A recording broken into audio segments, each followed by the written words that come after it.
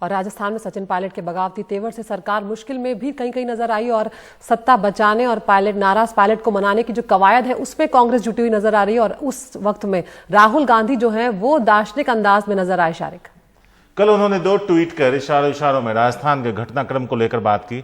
राहुल ने अपने ट्वीट में मीडिया पर निशाना साधते हुए लिखा कि आज भारतीय समाचार माध्यमों के एक बड़े हिस्से पर फांसीवादी हितों ने कब्जा कर लिया है।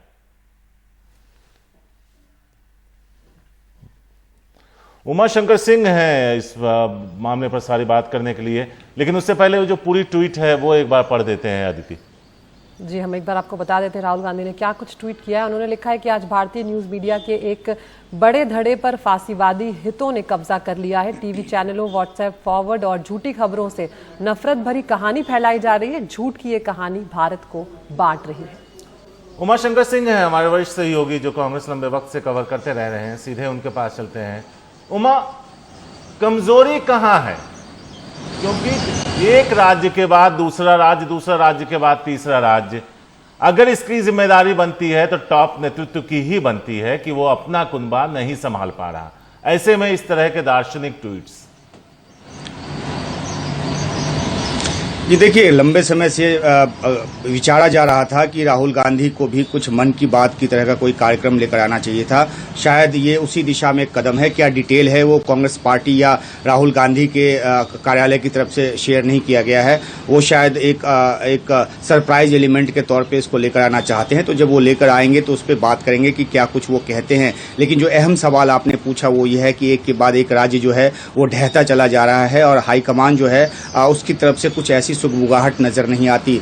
कल या परसों, खासतौर पे कल दिन भर ये बात चलती रही कि सचिन पायलट की बात हो रही है, राहुल गांधी से होने वाली है या सोनिया गांधी से बात होने वाली है। कुछ ने ये भी कह दिया कि प्रियंका गांधी ने बात की है, लेकिन किसी भी तरह का of record on record communication जो है वो कांग्रेस पार्टी के किसी भी उच्च नेता की तरफ से नहीं किया गया। लेकिन इस बीच जो आपने देखा है कि किस तरह से सचिन पायलट की तरफ से जो एक वीडियो जारी किया गया है जिसमें 16 विधायक तो नजर आ ही रहे हैं, उसके अलावा ये भी दावा है कि 3 और विधायक हैं। और ये भी कहा जा रहा है कि रणनीति के तौर पे कुछ विधायक अभी अशोक गहलोत के खेमे में भेजे गए हैं, लेकिन वो वक्त पड़ने पर वापस सचिन पायलट के पास आएंगे, उनके खेमे में आएंगे और सरकार को गिराने में मदद करेंगे। तो जो एक बात कल तक कांग्रेस को हवाई लग रहा था कि बिल्कुल सरकार मजबूत स्थिति में है, उसके बाद भी वो रिजॉर्ट में लेकर गई है। सौरभ ने क्या कुछ बोला मैं सुन नहीं पाया, लेकिन इतना जरूर है कि सरकार के ऊपर संकट है और एक चुनौती भरी स्थिति तो है ही। इसलिए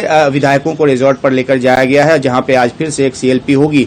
अब देखना यह है कि जो सचिन पायलट के खेमे की तरफ से जो वीडियो आया है उसके बाद स्थिति की गंभीरता को कांग्रेस हाईकमान किस हद तक समझता है, क्योंकि ये भी बात कही जा रही है कि अब हाईकमान की तरफ से ये मन बना लिया गया है कि सचिन पायलट को मनाने की कोई कोशिश नहीं की जाएगी। हालांकि कल कांग्रेस के कई नेताओं की तरफ से, खासतौर पर सुरजेवाला की तरफ से जो बयान दिया गया कि जो हाईकमान के दरवाजे हैं वो पूरी तरह से खुले तो ज्योतिरादित्य सिंधिया के लिए भी थे, लेकिन उसके बाद भी उन्होंने अलग रुख ले लिया। तो जो नाराजगी का आलम है। और एक और अहम बात शारिक की, कल देर रात मेरी सचिन पायलट के खेमे के करीबी सूत्रों से बात हुई। उनका कहना है कि कांग्रेस के किसी नेता की तरफ से, किसी बड़े नेता की तरफ से कोई कॉम्प्रोमाइज फॉर्मूला को लेकर किसी तरह का कोई अप्रोच नहीं किया गया है और ये सब बातें जो है वो प्लांट की जा रही है और हम इस बात की तस्दीक नहीं करते। तो ये उनकी तरफ से ये जानकारी दी गई है। तो अब देखना है कि आज किस तरह से ये पूरा घटनाक्रम आगे बढ़ता है। सीएलपी मीटिंग में जो विधायकों की तादाद उनके साथ तो है ही,